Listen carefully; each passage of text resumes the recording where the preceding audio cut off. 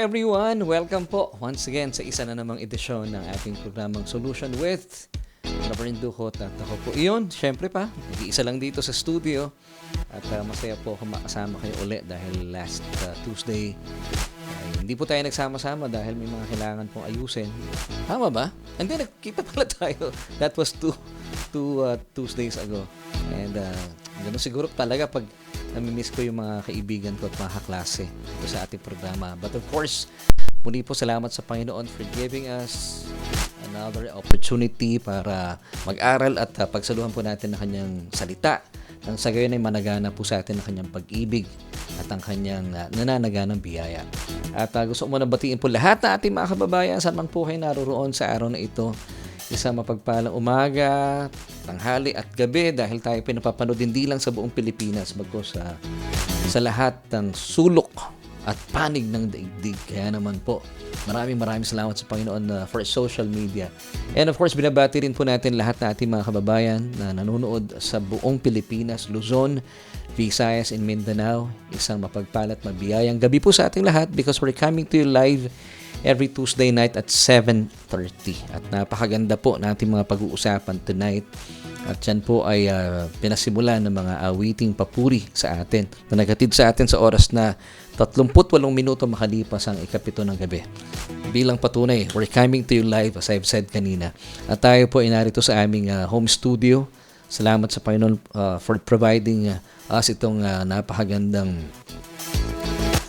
studio kung saan ay maaari po nating pag-usapan at tayo po ay mapagyaman sa salita ng Panginoon. Kaya nga ang Bible study, dahil po sa sobrang masasabi natin na busy ang mga tao, dahil gabi na rin po nakakauwi at hindi na rin po nakakarating sa kanilang mga simbahan. So ang inyo pong Bible study leader, ako po ang inyong lingkod ay sumasa inyong mga tahanan. So please, kung kayo po ay napapagpala at naniniwala sa ating mga pinag-uusapan, paki-share po yung ating broadcast sa inyong mga kaibigan, kakilala, at higit sa lahat sa inyong mga kapamilya. And of course, ngayong gabi pong ito ay gusto ko munang batiin ng maligayang pakikinig ang ating mga bagong kaibigan, mga bagong kaklase. Of course, salamat ng marami sa ating TikTok viewer na si Brother Rick, the Beloved.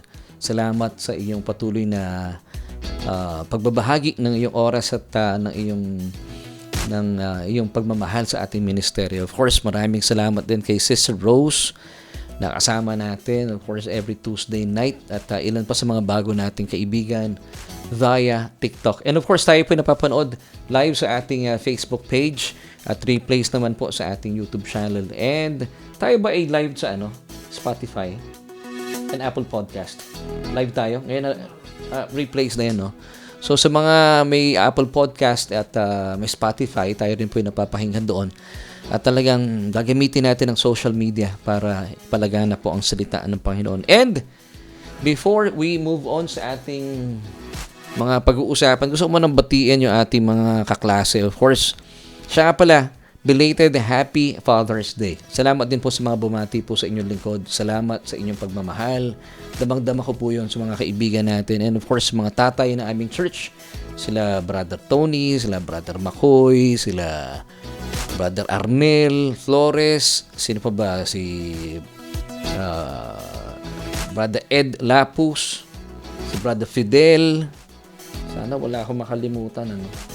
Sino pa ba? Help me. Si Kuya Kiko. Oo nga, nandun si Kuya Kiko. Dalida. Sino pa nandun sa stage nun? Iniisip namin ni Kuya Aves.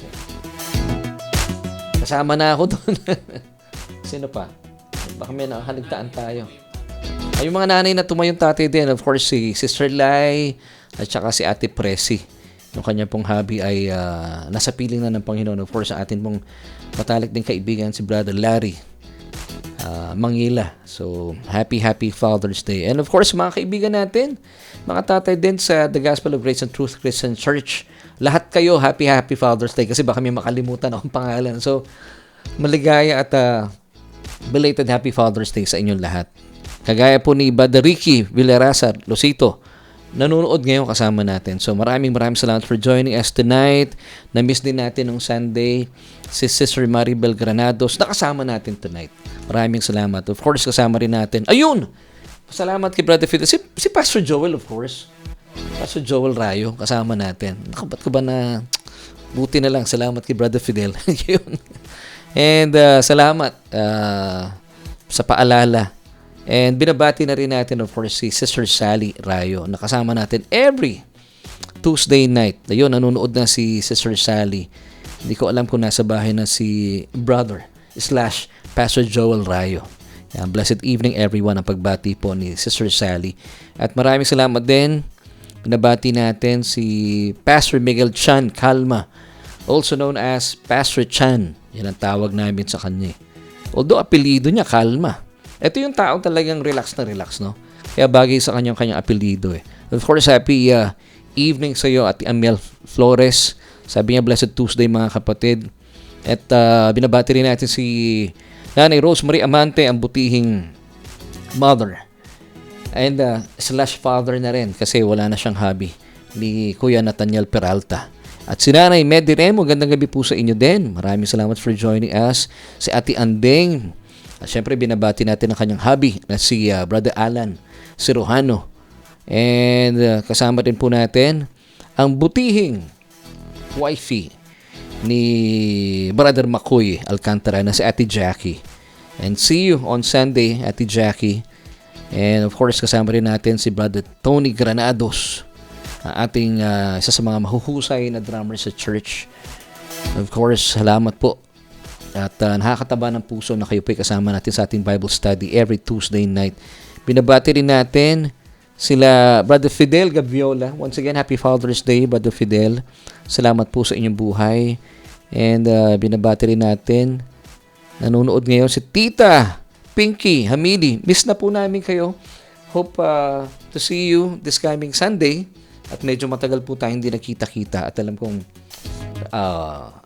available na ba kay Tita? At medyo naging marami siyang pinagkaabalhan ito nakalipas na mga na buwan eh. So, Tita, thank you for joining us tonight. Blessed evening din po sa inyo. And good evening, sabi ni Nanay Ruth Katakutan. Maraming salamat po for joining us. Amen. So, maraming salamat po. And please, once again, kung kayo po'y naniniwala na papagpala sa ating programa, paki-share and paki-like na rin po yung ating ano bang tawag doon, yung ating Facebook page. Paki-like po at nang sa gayon ay mas marami po makaalam na ating mga pag-uusapan. And tonight, ang ganda po na ating mga pag-uusapan. Ito po ay napapanahon. Kaya po, kung kayo ay handa na rin po ako at tuloy-tuloy tayo sa ating pag-aral. Siyempre pa, dito lang yan sa ating programang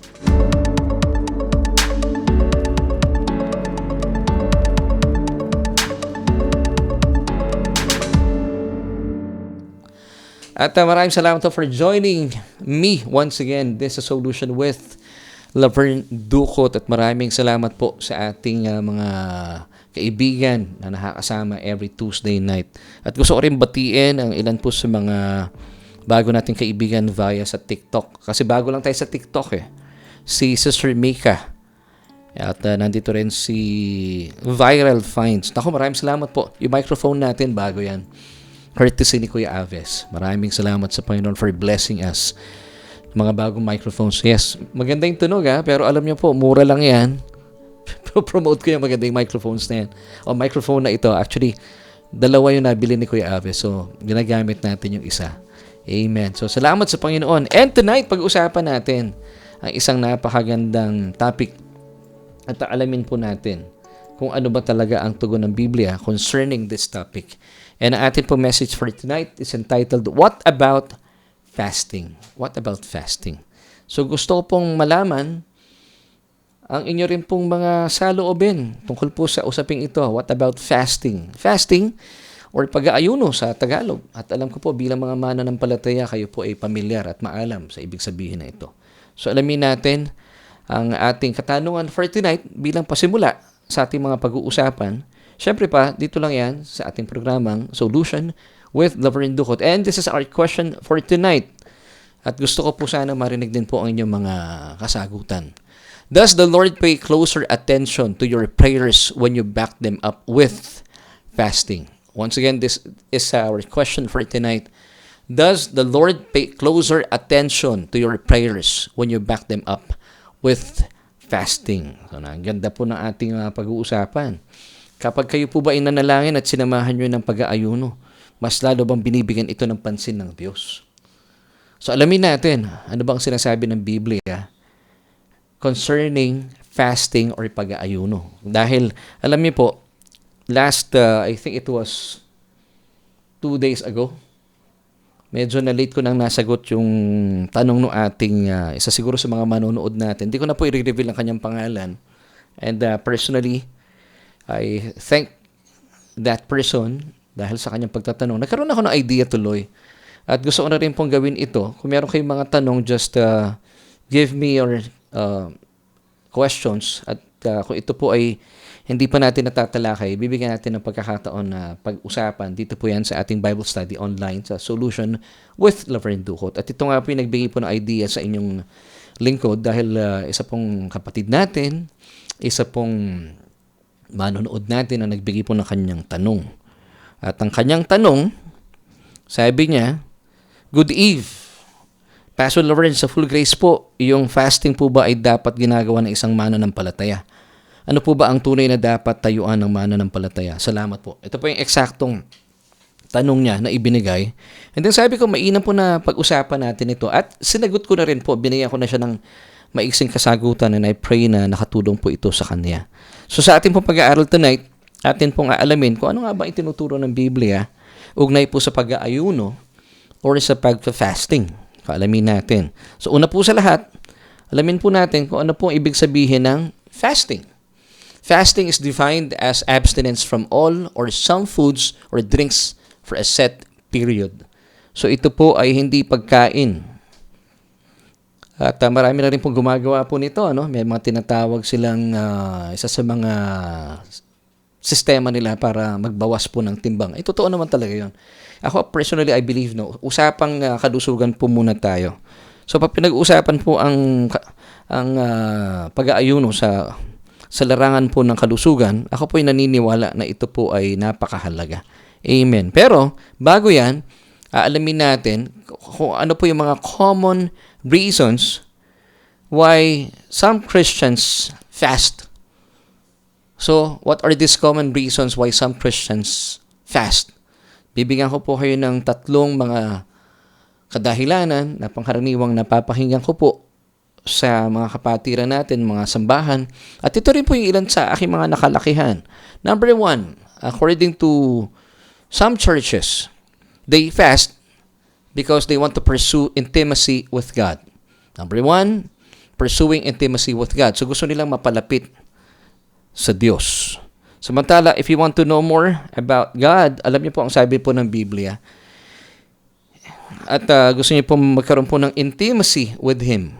Bilang mga anak ng Diyos. Actually, intimate na tayo sa Panginoon. Pero, biblically speaking, at ito nga po ang gusto nating ginagawa sa ating programa, alamin natin ano yung mga biblical principles. So, una sa lahat, bilang mga anak ng Diyos, you have to be conscious na inilapit ka na sa Panginoong Diyos. Hindi po siya from a distance. Na pangkaraniwan po na isaksak sa ating isipan, marahil dahil doon sa kanta ni, sino nga ba yung artist na yun? Sabi niya, from a distance. Ang Diyos po, He is not from a distance. Siya po ay malapit sa atin. Dahil po sa kanyang bugtong anak na si Kristo. And, alam niyo po ba, kung gusto niyo po mapalapit sa Panginoon, nung tinanggap mo siya, napalapit na tayo. At para po lalo nating makilala ang ating minamahal na Diyos. Sabi po ng Biblia, according to Romans chapter 10, verse 17, so faith comes from hearing, not just once, and hearing, so tuloy-tuloy po ito, through the word of Christ. Amen. So ang pananampalataya po, pag sinabi natin pananampalataya, I believe ang akin pong magandang definition ng pananampalataya or faith is having a good opinion about God. So that's just having intimacy with God. So pag sinabi nating faith is having a good opinion about God. So nakikilala mo siya ng lubusan. So paano? It's by hearing, not just once, by hearing through the word of Christ. Amen. At ang salita po niya, ipinapakilala ng Diyos sa pamamagitan ng kanyang salita, ang kanyang sarili sa atin. Sundan pa po natin ng 2 Timothy chapter 3 verses 16 till 17. Sabi ng talata, all scripture is given by inspiration of God and is profitable for doctrine, for reproof, for correction, for instruction in righteousness, that the man of God may be complete, thoroughly equipped for every good work. Amen. Sundan pa po natin, 2 Peter chapter 1 verse 2. Grace and peace be multiplied to you in the knowledge of God and of Jesus our Lord. So, paano tayo magkakaroon ng intimate with God? Paano po? At hindi lang ba sa intimacy na yun, syempre po nananagana ang inyong biyaya at kapayapaan sa ating mga puso. It's through the knowledge of God and of Jesus our Lord. So, sa pamagitan po ng pagbabasa ng salita ng Panginoon or by attending regularly itong Bible study, kagaya po na ginagawa po ninyo sa ngayon. And of course, wag po nating kakalimutan, wag po natin ipagpapaliban ang atin pong regular Sunday service. Kasi importante po yun na tayo po inapapagpala at napapagyaman ng ating mga kaluluwa ng salita ng Panginoon. So, that's number 1. Ang ibang mga kapatiran natin sa pananampalataya, nag-aayuno sila, believing na kapag sila pinag-aayuno, they are pursuing intimacy with God. Pero sa totoo lang mga kapatid, malapit ka na sa Diyos. At dapat pong pagyamanin niyo po iyon sa pamagitan po ng pagbabasa at pag-aral ng salita ng Panginoon. Sundan po natin, common reasons why some Christians fast. So ito yung ikalawa, to be accepted by God by seeking His will. Ito po yung pangkaraniwang napapakinggan ko na. Now, this is Good News Church. At mga kapatid, tayo po bilang mga mananampalataya, marapat po na malaman po natin na wala na po tayong pwede pang gawin para maging katanggap-tanggap sa Diyos at malaman ang kanyang kalooban. Of course, alam niyo kung paano lang talaga mag-aral lang tayo ng salita ng Panginoon. Dahil sa totoo lang, ngayon po ay malapit na tayo sa Diyos at katanggap-tanggap pa. Ito po ay salungat sa ating mga nakagisnan. Akala natin na ang Diyos ay hindi po nalulugod sa atin. Pero kung kayo po ay mananampalataya na, ibig sabihin, kayo po ay tumanggap na sa Panginoong Hesukristo, hindi ka lang malapit sa Diyos, ikaw ay katanggap-tanggap pa sa kanyang harapan. Now, let me give you these verses bilang patunay. Sabi po in Ephesians 2:13, but now in Christ Jesus, ito po yung nangyari dahil tayo po ay born again na, tayo po ay tumanggap sa Panginoong Hesukristo, and that's why we are now in Christ Jesus, sabi ng talata sa pagpapatuloy, you who once were far off have been brought near. How? It's by the blood of Christ. Amen. So tayo po ay pinalapit sa Diyos. Hindi po dahil sa ating mga ginagawa o mga gagawin pa. O hindi rin po sa pamagitan ng fasting. No. It's by the blood of Christ. At sundan pa po natin isa pang talata found in Ephesians 1 verse 6, to the praise of the glory of His grace by which He has made us accepted in the beloved. So hindi ka lang malapit sa Diyos, napalapit tayo sa Diyos, take note through His blood. At hindi po natatapos doon bilang mananampalataya, hindi ka lang malapit. Ikaw din ay katanggap-tanggap, kalugod-lugod sa harapan ng Diyos. Why? Kasi po, yung talatang ito, nagpapatunay that we are accepted. Now, let's have a word study. Ano ba yung accepted in Greek? Para po sa mga sumusubaybay po sa ating programa. The word accepted, actually yung translation po dito sa Ephesians 1:16 ng accept, sa English, no, yung accepted dito ay very weak. But in the Greek, it's karitu. Come on, say this with me. Karitu. Sige nga po. Say this with me once again. Karitu. Yan ang tamang pronunciation. Karitu. Ano ibig sabihin ng karitu? Highly favored in the beloved. So, as Christians, as children of God, we are karitu. Highly favored. Sa iba pong translations, nabasa ko, having special honors. Why? Because we are in the beloved, capital B, and that is Jesus Christ. So dahil po tayo nakipag-isa kay Kristo, dahil po sa kanyang dugo, we have been brought near to God by Jesus' blood. At dahil po tayo ay in the beloved, we are not just accepted, but we are highly favored, or in Greek, karitu. Tandaan niyo po yun Once again, say this with me. Karitu. That's the right pronunciation. Karitu. Doon po nanggaling yung word na charis, gift.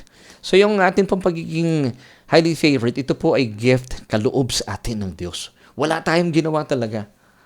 Wala tayong ginawa in the past, wala kang ginagawa sa kasalukuyan, at wala pong wala kang kinakailangan gawin pa in the future para ikaw ay maging katanggap-tanggap. Dahil ikaw ay katanggap-tanggap na at kalugod-lugod. Why? Because you are in the beloved, and that is Jesus. Alam niyo po ba, sa bagong tipan, 2 tao lang ang tinawag na karitu.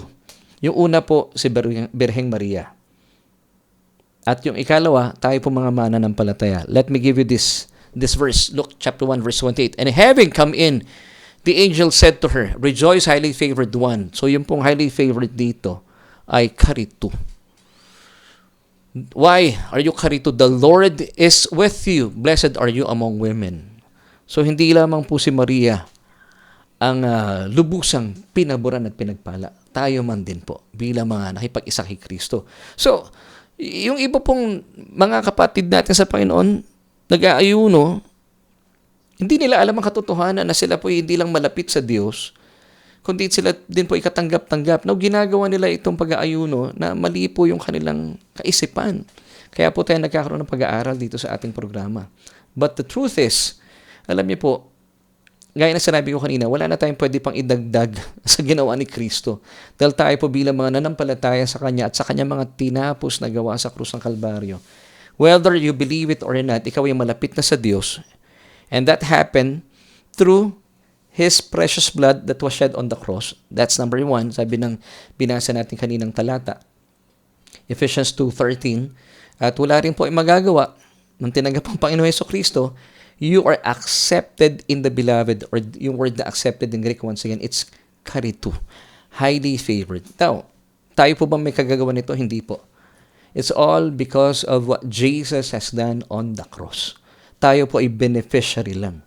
So kung kayo po ay nagka-fasting to be accepted, mali po yung inyong pagkaunawa. Dahil sa totoo lang, kayo po ay katanggap-tanggap na sa harapan ng Diyos. All because of what Jesus did on the cross. Now, punta tayo sa third reason.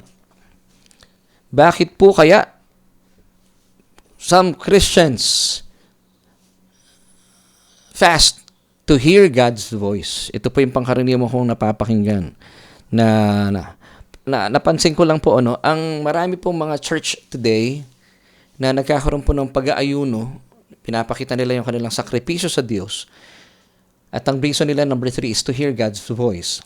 At nangyayari po ang maraming mga pag-aayuno ng mga church nowadays. Pansinin niyo po doon sa first month of the New Year.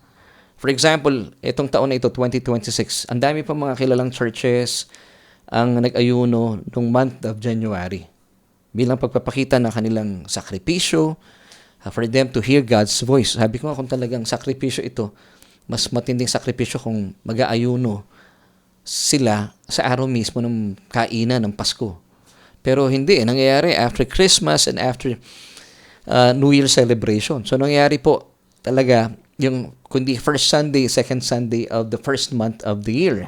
So once again, ang kanila pong dahilan, it's to hear God's voice. So alamin natin. Samantala, bilang mga mananampalataya, ito po ang katotohanan sabi po na ating Panginoon Jesucristo mismo, ito po ay lumabas mismo sa kanyang mga labi. John 10:14, I am the good shepherd, and I know my sheep, and am known by my own. So, sundan po natin isa pang verse. John 10:27, my sheep hear my voice, and I know them, and they follow me. So tayo po bilang mga mananampalataya, kilala natin ang boses na ating Panginoon. So hindi mo na kailangan mag-ayuno just to hear God's voice. Kasi sabi ni Jesus my sheep, ano yung sheep dito? Mga tupa, tayo po yon. Mga anak ng Diyos, my sheep hear my voice. And, ito pa maganda, sabi ng talata, and I know them. Kilala tayo ng Panginoon by name. And they follow me. Ang tunay na Kristiyano po, kilala ng ating Panginoon Jesucristo. So sabi niya sa kanya salita At alam natin ang kanyang boses. At kilala niya tayo at sumusunod tayo sa kanya. Now, ito po yung mga tunay na mananampalataya. So I believe kung kayo po ay nag-fasting just to hear God's voice, it doesn't make sense. Kasi po sa totoo lang, kung kayo po ay tunay na anak ng Panginoon, wala po kayong magagawa talaga. Hindi po dahilan na kayo po'y papakinggan ng Diyos o mapapakinggan nyo ang tinig ng Diyos dahil po sa inyong mga ginawa, mga ginagawa in the present at gagawin pa in the future. And in this context, fasting. So kahit hindi po kayo mag-fasting, sabi ni Jesus, my sheep hear my voice.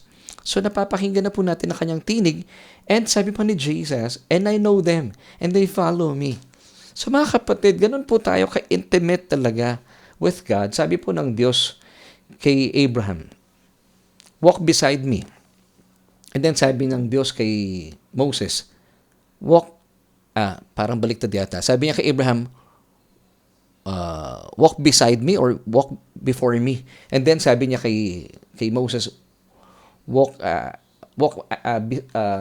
after me. And then tayo po mga mananampalataya, alam niyo po, mas close tayo sa Panginoon because Jesus is in us. The Holy Spirit indwelling our born-again spirit. Daig pa po natin si Abraham. Kung ikukumpara tayo sa kanya at si Moises. Because today and forevermore, the Holy Spirit of God indwelling our born-again spirit, gaano ka close yun? Now, paano po nangyari ito? Hindi po dahil sa iyong ginawa. Hindi dahil sa nag-fasting ka. Hindi dahil sa mahaba ka mag-pray. No. It's all because of what Jesus did on the cross. So, wala tayong ambag. Tayo po ay recipient lang of God's grace. Amen. So, this is really awesome, mga kapatid. So, pakatandaan po natin, tayo po mga anak ng Diyos, ay sadyang pinalapit na sa Kanya at naging kalugod-lugod at maririnig mo talaga ang tinig ng Panginoon. Hindi dahil sa iyong mga ginawa o mga gagawin pa at mga gagawin pa in the future, kundi dahil sa dugo na tumigil sa krus ng Kalbaryo. Once again, let me give you this verse according to Ephesians 2:13. But now in Christ Jesus, you who once were far off have been brought near by the blood of Christ. Amen. Amen. Now, ang naalala ko lang po, mariin po ipinapaalala at tinuturo ng ating Panginoon Jesucristo kung kayo po ay mag-aayuno. Ako naman po personally wala po akong masamang tinapay sa pag-aayuno. Dapat tama po yung ating konteksto sa pag-aayuno. Kasi even po ang Panginoon Jesucristo, mariin po niya itinuturo sa atin na kung mag-aayuno po tayo or fasting, keep it private between you and the Lord. Dapat hindi po ito malalaman ng maraming tao. Para hindi po mapupunta sa atin yung papuri. Let me give you these verses found in Matthew 6:16-18. Moreover, when you fast, do not be like the hypocrites with a sad countenance, for they disfigure their faces that they may appear to men to be fasting. Assuredly, I say to you, they have their reward. Verse 17, but you, when you fast, anoint your head and wash your face. And verse 18, so that you do not appear to men to be fasting, but to your Father who is in the secret place, and your Father who sees in secret will reward you openly. So, once again, mga kapatid, malinaw po na ipinapahig po ng mga talatang ito na wag na po sanang ipaalam pa ng ibang tao. Wag na natin ipaalam sa maraming tao na tayo pinag-aayuno. Dapat hindi halata. Amen? Pero sa panahon po natin sa ngayon, napapansin ko lang po, ay ipinapaalam pa po ng mga simbahan yung schedule na kanilang pag-aayuno. Parang hindi tumutugma dito sa ating mga binatang talata in Matthew 6:16-18. Kasi ngayon, pag sumasapit po, gaya na sinabi ko kanina, ang pag-aayuno po ng maraming church ngayon ay ginagawa tuwing first month of the new year. At kapag meron silang pag-aayuno, ina-announce po talaga via social media. So, it doesn't make sense. Hindi umaakma doon sa Matthew 6:16-18. So pag-usapan naman po natin ang mabubuting na nagagawa po ng pag-aayuno sa ating mga kalusugan. Ito po ay ayon sa Mayo Clinic sa Estados Unidos. So meron po ito talagang magandang benepisyo ugnay sa ating kalusugan. So ito po ay according sa mga medical experts, fasting promotes significant metabolic shifts leading to weight loss, improved blood sugar management, enhance heart health, and reduce chronic inflammation. So maganda po talaga na once in a while tayo po ay nag-aayuno kasi para napapahinga rin yung ating mga bituka. So ito po yung usapang kalusugan. Now, meron din po maganda pong benefits din po on fasting. Fasting alongside prayer helps believers focus completely on their time with the Lord. Ulitin ko po. Ito po yung iba pa mga benepisyo. Fasting alongside prayer helps believers focus completely on the time with the Lord. Ako po, personally, may mga pagkakataon po na nakakapag-fasting din po ako. Lalo tigit pag nakatutok po ako dun sa aking pag-aaral. At marami pong pastor sa tingin ko ang hindi nila namamalaya, nakapag-fasting sila. Kasi ako personally, pag may ginagawa talaga ako, nag-aaral ako. Halimbawa, ito po sa ating Bible study. Meron din po kaming on-site Bible study every Thursday. Minsan, nagluluto si Mrs. Sinasabi ko, kayo na lang muna. Kasi nakafocus ka eh. At pag bigla kang kumain, mawawala yung momentum mo sa pag-aaral. So, ako po, I believe, maganda rin po yun. And I think kapag ako po yung nakafocus, kasi sinamahan ko ng pagkain, nasisira yung momentum ko. Alam mo, ganito rin po ang ginawa po ng mga naunang mga alagad na sila po, I believe, na focus po sila. Para undivided po yung kanilang attention. So, ginagawa rin po nila ito at they have this undistracted time with the Lord. So, basahin po natin yung mga talatang ito bilang patunay lang. Acts 13:2-3.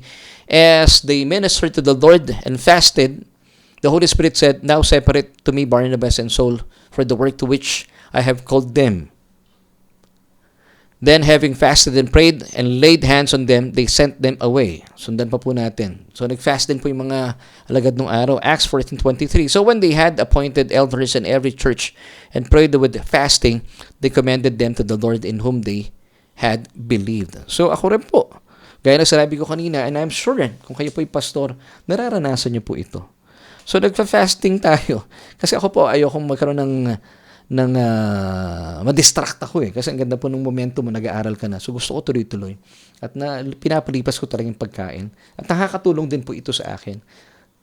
So, physically speaking, natutulungan yung aking metabolism at yung ating mga internal organ, ating mga bituka, nakapagpahinga. Kailangan din naman po magpahinga sa pagkain. Hindi yung kain lang tayo ng kain. Kasi, ito rin po itinuro sa atin ng Diyos para tayo po ay maging malusog. At gayon din po yung ating mga kaluluwa, ang ating isipan pa nag-aaral. Hayaan po natin kung kinakailangan po minsan na mag-ayuno, maganda po nag-aayuno rin para ika nga po undistracted yung ating oras with the Lord. Amen. Now, meron pong one time may nagtanong sa akin. Alam nyo kasi, sabi sa akin, nagsabi, actually hindi siya nagsabi. Hindi siya nagtanong pala, nagsabi siya. Alam mo, pastor, kailangan pa rin mag-fasting. Kasi may mga bagay na kailangan ipanalangin na sinasamahan ng fasting. Gaya nung istorya po sa Mark chapter 9 na hindi po mapalabas ng mga disipulo yung masamang espiritu mula dun sa anak na isang lumapit sa kanila. At mismong sabi daw ng Panginoon in Mark chapter 9 verse 29. At babasahin po natin ito, no? Na ito raw po yung sekreto sa spiritual power. Ako, lagi ko po napapakinggan ito. Now, let me give you these verses muna. Mark chapter 9, verses 20-29. And when he had come into the house, his disciples asked him privately, "Why could we not cast it out?" Kasi hindi po nila, itong mga disciples ito, they were not able to cast the demons out dun sa isang sinasaniban. And then, sabi dito ni Jesus in verse 29, "This kind can come out by nothing but prayer and fasting." So ito pong pinangahawakan ng maraming mananampalataya sa ngayon. And even mga pastors na may pinapanalangin tayo na hindi kaya ng panalangin. Yun pong sabi nila. At kinakailangan dito ay dagdagan mo ng pag-aayuno. Because of this verse, Mark chapter 9 verse 29. Now, kaya po pinapaniwalaan ito ng ilang mga mananampalataya at mga pastor, as I've said kanina, na ito yung secret to having a spiritual power. Fasting, yun po ang sabi nila. Pero would you believe, mga kaibigan, nasa original Greek po, the word fasting does not appear in Mark 9:29. Wala po kayo talaga mababasa, even po sa Mabuting Balita Biblia. Pero ibibigay ko po sa inyo ilan po sa mga translations. Mababasa lang po ito, but by prayer and fasting sa KJV, King James Version, meron sa New King James Version na pinakita ko po sa inyo. Pero sa Amplified, wala po kayong mababasa. Let me give you these verses. Sabi ng Mark 9:29 in Amplified Version, Jesus replied to them, "This kind of unclean spirit cannot come out by anything but prayer to the Father." See? Wala pong dito, fasting. Now, isa pa, English Standard Version. Still lang, Mark 9:29. And Jesus said to them, this kind cannot be driven out by anything but prayer. So wala rin po yung word doon na fasting. Isa pa, American Standard Version, still Mark 9:29. And he said unto them, this kind can come out by nothing save by prayer. So malinaw po, no? Ito po ay according to studies, ito pong Mark 9:29, dinagdag na lang po ng ibang mga translators. So originally, in the Greek, wala pong word na fasting. The word fasting does not appear in that verse. So no such thing as spiritual secret power. Wala pong ganun. At alam niyo po ba, ang fasting po, under the New Covenant of Pure Grace, is a personal, private devotion between you and the Lord. So ginagawa po natin ito, gusto natin talaga, pag tayo nag-aayuno, hindi natin iniisip yung pagkain, hindi tayo nag-iisip na kung ano man, but gusto lang natin at undistracted time with the Lord. Hindi po tayo nag-aayuno, ako personally, walang problema sa pag-aayuno, pero kung nagkakaroon po ng problema, kung ginagawa mo ang pag-aayuno, believing na kapag nag-ayuno ka, ako, mas lalong papakinggan ng Diyos ang aking panalangin. Kasi nagsasakripisyo ako.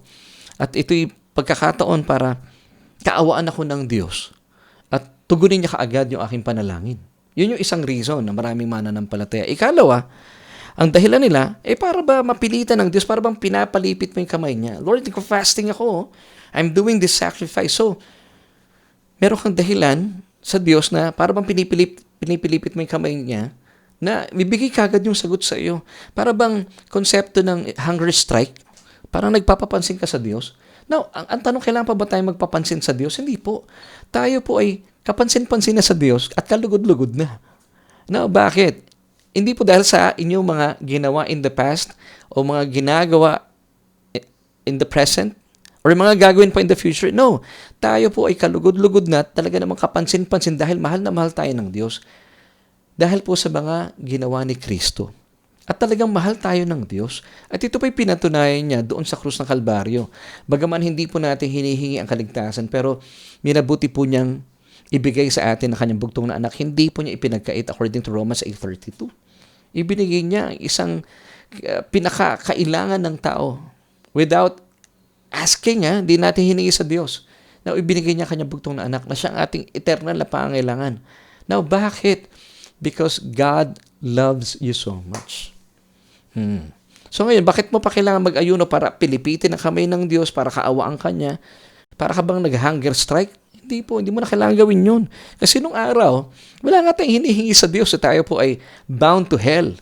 Pero ang ginawa po ng Diyos, kahit hindi ka pa humingi ng tawad, pinatawad ka na. At inilaan na niya ang kanyang bugtong na anak para sa ating kaligtasan. Now, kailangan pa bang magpapansin sa Diyos? Hindi na. Kasi mahal na mahal po tayo ng Diyos. Amen. At alam niyo po, sa totoo lang, we cannot earn God's favor, we cannot earn God's breakthroughs and even miracles by our self-effort. Through fasting and pretentious long prayers. Kasi pa may mga naniniwala sa ngayon na kapag ikaw ay nag-fasting alongside long prayers, naku talaga naman, sabayan mo pa ng luhod. Talagang, pag nakita nyo, puro self-effort According to them, na pag nanalangin ka ng 1 oras, 2 oras, talaga naman mayayanig ang langit at ikay papakinggan. Alam niyo po, as I've said kanina, you cannot gain favors, even breakthroughs and even miracles from God through your efforts and through your fasting and long and pretentious prayer. Kasi ayaw po ito ni Jesus. Now, let me give you this verse.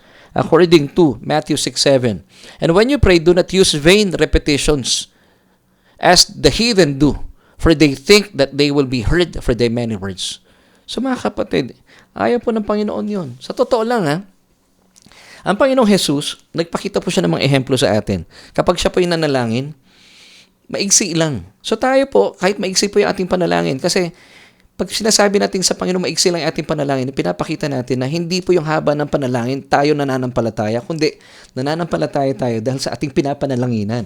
And of course, at the end of the prayer, ibinibigay natin ang ating pananampalataya sa pangalan ni Jesus. Yun ang dahilan kung bakit pinapakinggan po ng Diyos sa ating mga panalangin. And of course, bilang mga mananampalataya, tayo po'y pinaging matuwid ng Diyos sa kanyang harapan. Sabi nga ng James 5:16, the prayer of a righteous person availeth much. Ikaw yun kung ikaw isang mananampalataya. So mga kapatid, hindi po nakapasan sa ating mga pagsasakripisyo, sa ating mga ginawa in the past, sa ating mga ginagawa at present, at mga gagawin pa natin in the future. And in this context, hindi po nakapasan sa ating pagpa-fasting para makagain tayo ng favors, breakthroughs, and even miracles from our self-effort. Hindi po. Kung ba't tayo po ay blessed and highly favored, it's all because of what Jesus has done on the cross. Amen and amen. Pero alam nyo as I've said kanina, ang mga panalangin po ng Panginoon Jesus ay maiigsi lang. Now let me give you ito po mga tagpong ito sa buhay ni Lazarus nung siya po ay nasa tomb na.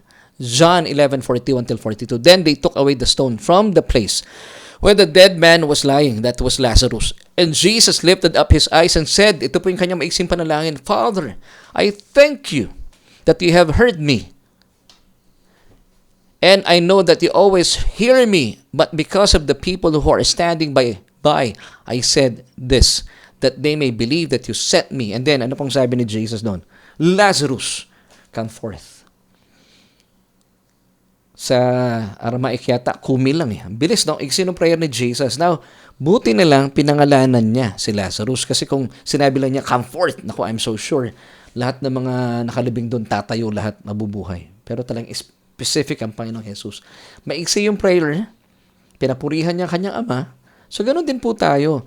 Hindi po pinapakinggan ng Diyos sa inyong mga panalangin dahil sobrang haba, 1 oras, 2 oras. Meron bang ganon?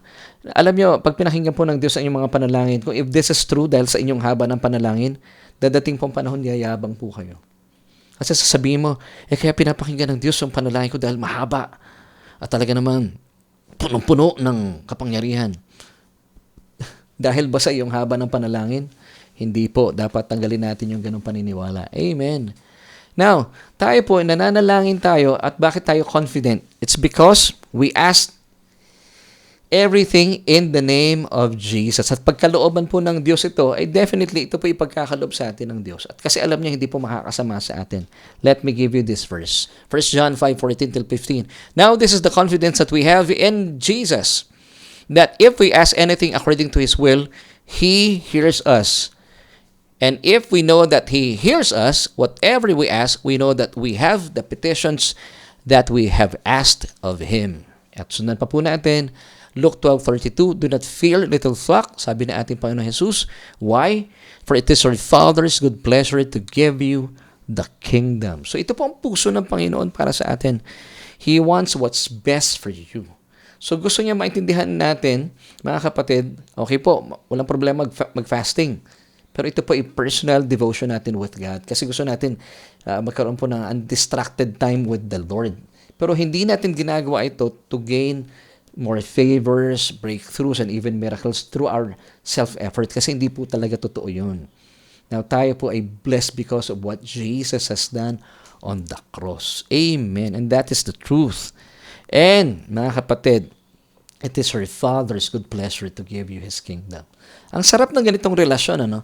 Kasi po sa totoo lang, kung ang paniniwala po ninyo na kayo po ay pinagpapala ng Diyos dahil po sa inyong mga self-efforts, lalabas na hindi po biyaya ang ating nararanasan, ang ating kaligtasan, ang mga breakthroughs, ang mga pagpapala sa buhay. Lumalabas na talagang by works. Pero hindi po.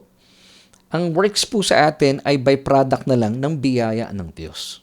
So tayo po niligtas ng biyaya ng Diyos. Kung tayo po naglilingkod sa Diyos, tayo po gumagawa sa ubasan ng Diyos, yun po ay produkto na lamang ng biyaya. Yun po ay repercussion, mabuting bunga ng ating kaligtasan. Hindi mo ginagawa yung mga bagay nito para mag-gain ang favor, ang breakthrough, or miracles ng Panginoon. Hindi po.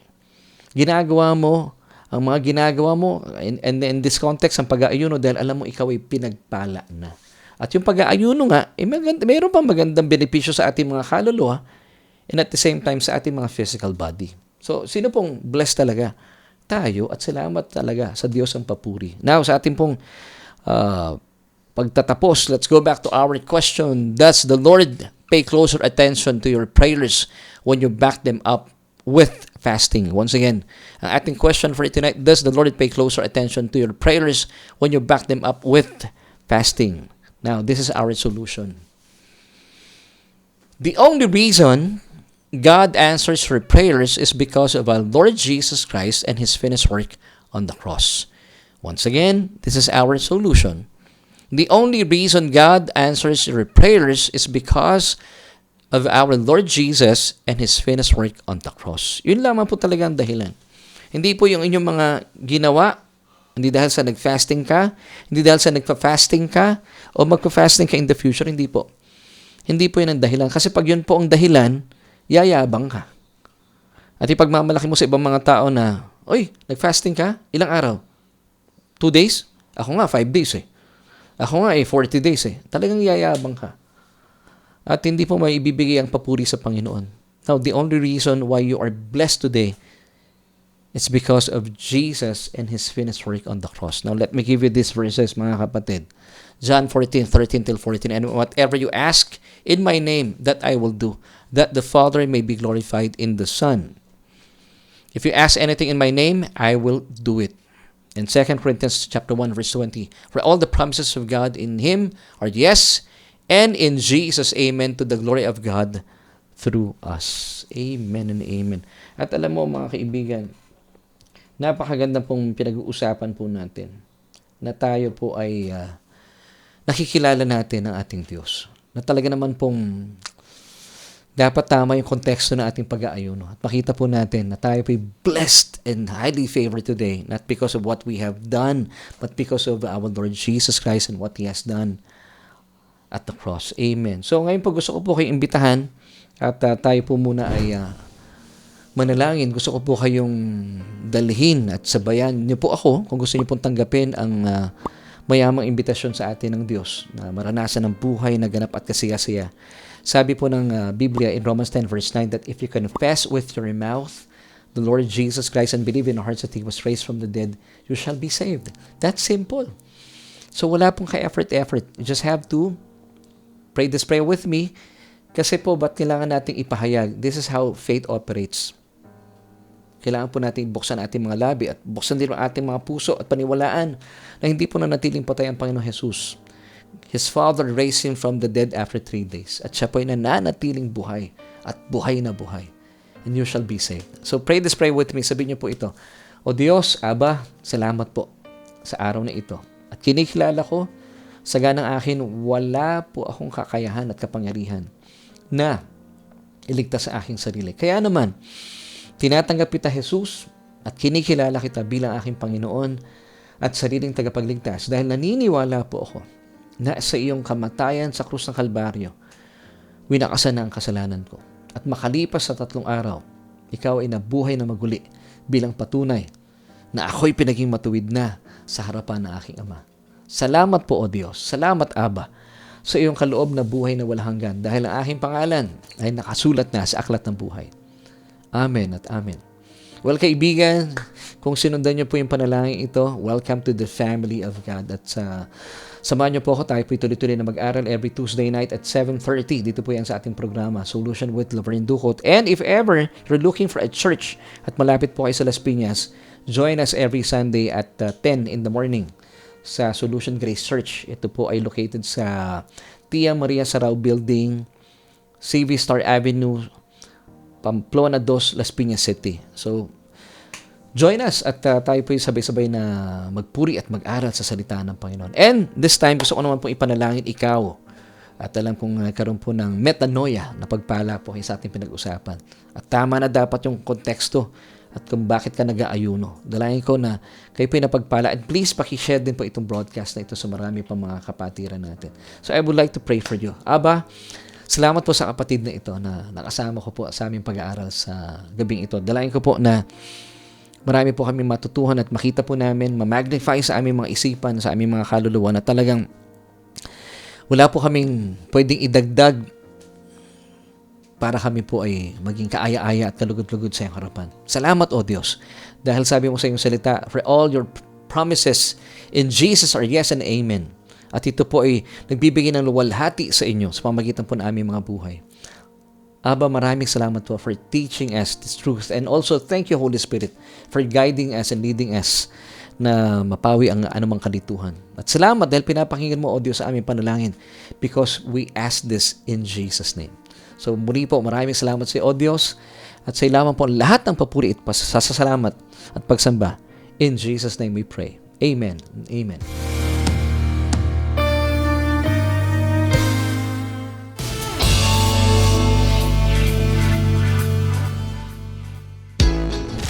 At maraming salamat po for joining me tonight. At tayo nga po ay nasa huling bahagi na ating programa and I pray na kayo po ay napagpala sa ating mga pinag-usapan. So, mga kapatid, kung may nagtatanong sa inyo about fasting, paki-share po yung ating broadcast ng sa gayon. Marami po sa ating mga kapatiran ng matuto.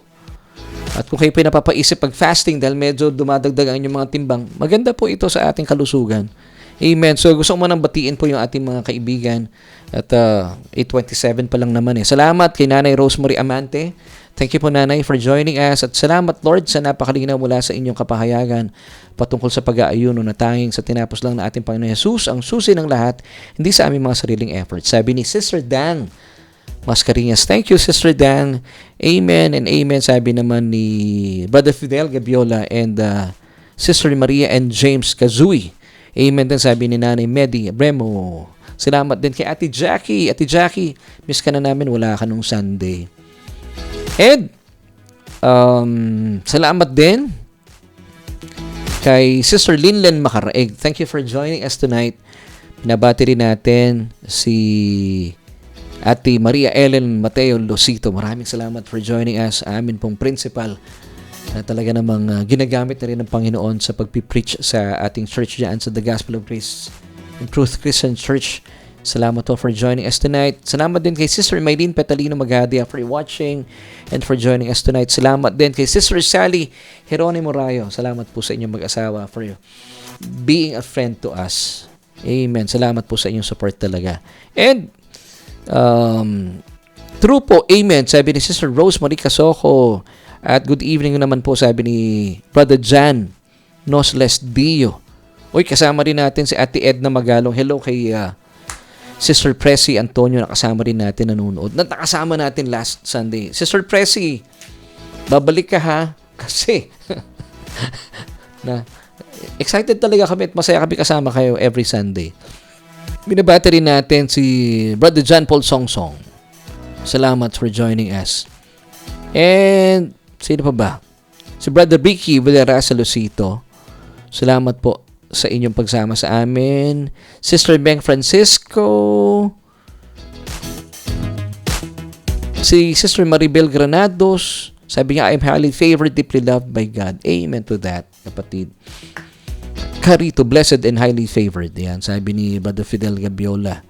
At salamat po kay Brother Ruel Paganpan na nakasama rin natin. Edison Salcedo, Iguis, kasama rin natin si Brother Arnel, at syempre pa si Ate Ana at si Brother Ewat Manalastas na mga kaibigan din natin, mga kasama natin sa The Gospel of Grace and Truth Christian Church. Maraming salamat din kay Ate Andeng. Thank you po for joining us. Yan. Oo nga, maganda ang fasting para ma-check din at bumaba ang inyong blood sugar. Yan, ako. Di ba may natututuhan pa tayo, medically speaking, bagaman hindi ako medical expert. Yan. Thank you, Pastor Laverne and the family. Si Nanay Meng C. Francisco. Yun din, si Kuya Makoy Alcantara. Thank you for joining us tonight. At sa marami pa po nating naka-jamming tonight. Maraming salamat po. At syempre, sa ngalan po na aking buong pamilya, si Yani, wala pang pasok, nasa baba pa. At siya pa ay naghihintay na kanilang pasok sa July. And of course, si Mami Jo, nagluluto sa baba. Kasama ko dito sa taas sa aming home studio, si Kuya Avis, sa ating technical director. Of course, maraming salamat po sa inyo for joining us tonight. At dalayan ko po na kayo po yung napagpala.